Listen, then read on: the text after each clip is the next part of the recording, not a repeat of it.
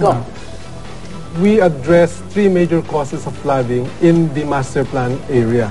Unang-una, yung dae ng tubig na nanggagaling sa Sierra Madre. Oh, yun. No? Nawala na yung watershed dyan, wala nang forest dyan.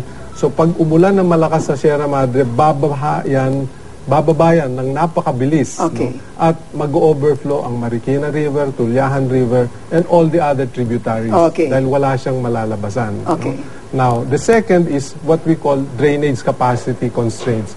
Yung ating daluyan ng tubig sa Kalakang Maynila, hindi na kaya. No? Either formal, informal, legal, illegal,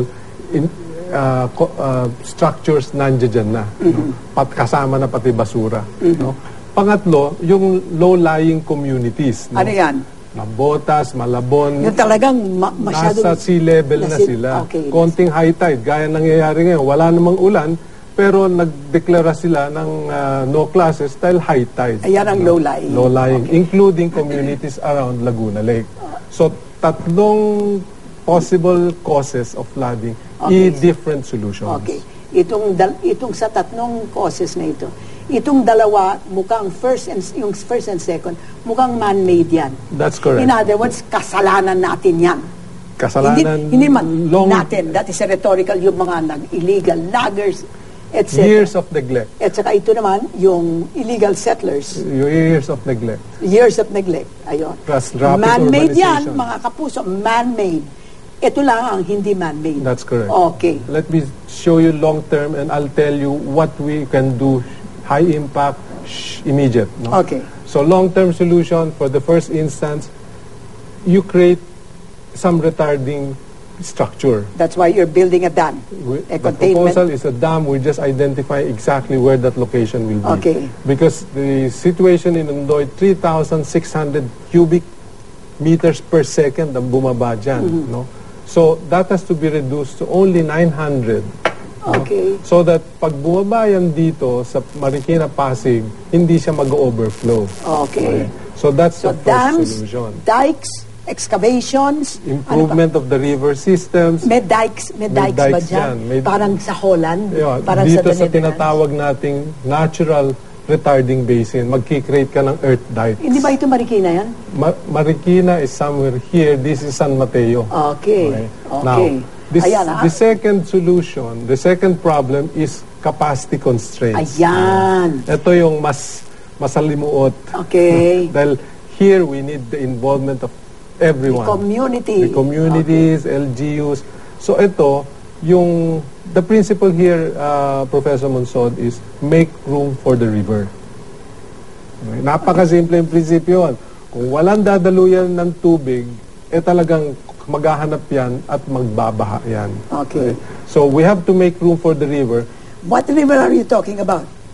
All the rivers. All na the ba? rivers, all the steros. No? Pabayaan yung to go towards That's the sea. correct. Okay. No? So we identified 8 major waterways. Pero ang problema dyan, and correct me if I'm wrong, Director Santiago, di ba, yung mga esteros na yan, built for a population of 200,000. We are now in Metro Manila, 12 million.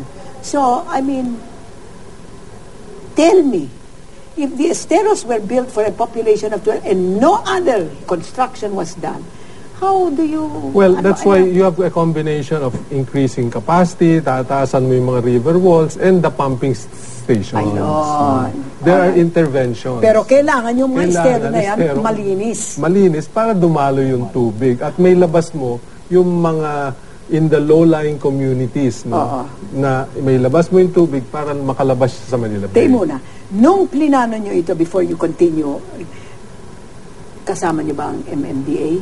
Hindi lang MMDA, pati LGUs. This was presented to them. Kasama po. Nag-agree kayo na ganyan talaga. Walang... May contribution din po ang MMDA. Ano sa ang mga contribution? Well, dito, they manage the pumping stations. Kayo ang pumping stations. Kung hindi nyo minanage yan na mabuti, wala rin mangyayari. Tatagal yung baha. In other words, Director Santiago, are you telling me that MMDA is fully competent to man those pumping stations and operate them? Meron po tayong copy. Ilang pumping stations? There are 12 major pumping stations that need to be upgraded. Remember, some of these pumping stations are 30 years old. No? So wala nang pyesa, hindi na upgrade. Years of neglect. I keep repeating that. No? Hindi na upgrade itong mga pumping stations. Magagaling no? when there are some, Nobody pays attention. Nandito na tayo. Kasi sinasabi natin, ganyan na rin lang yan eh. Isolated, ayusin mo isa. But if you don't look at a whole system, then this is what happens. Ito yung pangalawang problema na yun. The third is yung low-lying communities. Diyan kailangan mo road dike, kailangan mo diyan pumping stations, no? At saka yung raising of the roads dun sa mga communities. How do you raise the roads? You can. Kung you raise the roads, then everybody else will be lower. No, that's why where you need the waterways again, no? So that you kasi for example ngayon sa Nabotas, high tide lang, wala namang ulan, no? So you have to contain that high tide. How? Magkaroon ka ng dike, magkaroon ka ng pumping floodgates. Bakit hindi nyo inisip yon? MMDA, Nabotas is MMDA. Ito po kasi flood control kayo. May agreement, may agreement before na, dyan na ginagawa pa namin yung Kamanaba. No? These are major infrastructures that we continue to do before we turn over to MMDA the system.